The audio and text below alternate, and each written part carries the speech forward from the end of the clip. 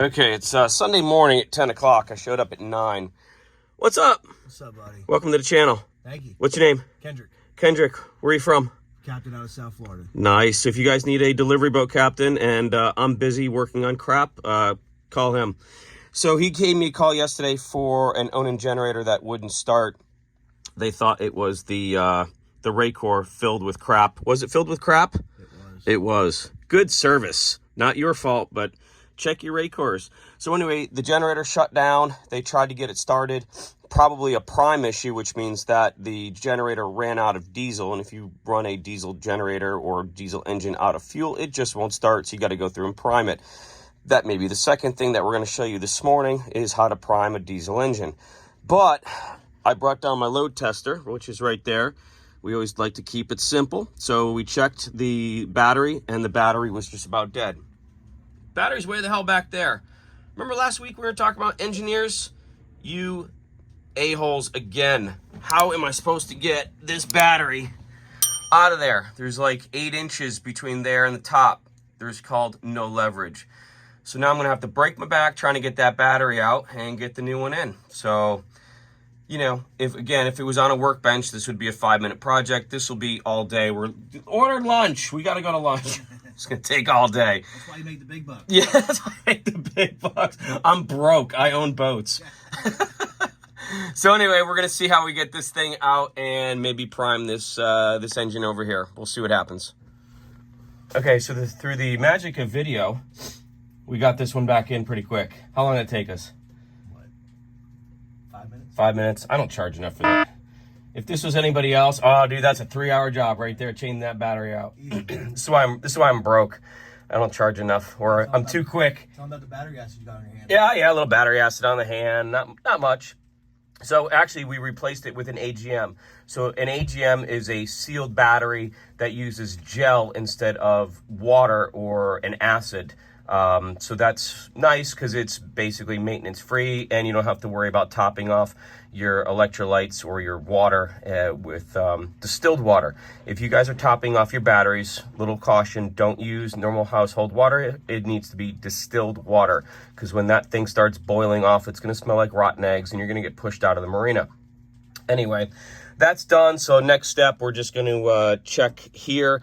The generator, and like I said, we may end up having to prime it, but we're gonna see if it at least turns over. In fact, let's just do it now. We'll see what happens. What could be.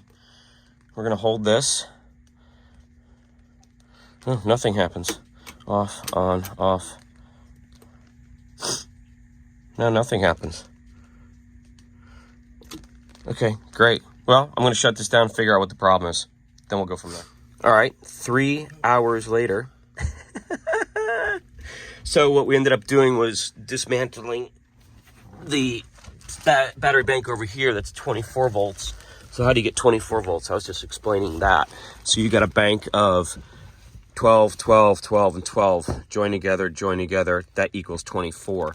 So you've got your negative that goes to your positive, and the negative goes to positive. So they're jumping together. And then the same thing over here. You got your negative to positive, negative to positive. And then you got your 2 big cables there and there, which then joins this entire bank together, equaling 24 volts. You got your positive, which is right here, and your negative, which is right down there. 24 volt system. So isolate it just to use this battery here. I jumped it over to these terminals here, and we were able to get back to square one.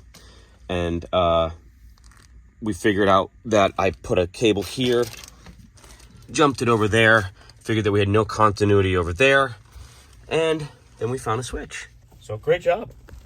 Found the switch. See, you're good for something. Good for something. Little switch right there is probably when I was pulling the battery out. That's a terrible spot for that. So once I turned that back onto the on position, we had continuity. So I'm gonna redo the battery, we can put this back now. What'd you say about those damn engineers? They suck. They do suck. See, right? Are you getting me now? They fucking, yeah, they suck.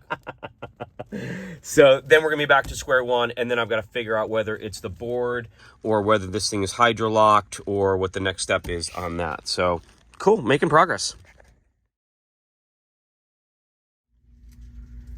Okay, so we got everything back together again, and we did get it to crank, so I don't have to worry about it being hydrolocked. So now it's rolling over. So now what I got to do is just bleed the system. So here's a pump. And that's the lifter pump, goes from here. I've already got the 2 things off here. And water pump's leaking for sure. You can see the water back in there. But anyway, that's a whole nother story. That comes down into here. This goes up into here into our high pressure pump. And then this goes to 1, 2, 3, 4 injectors.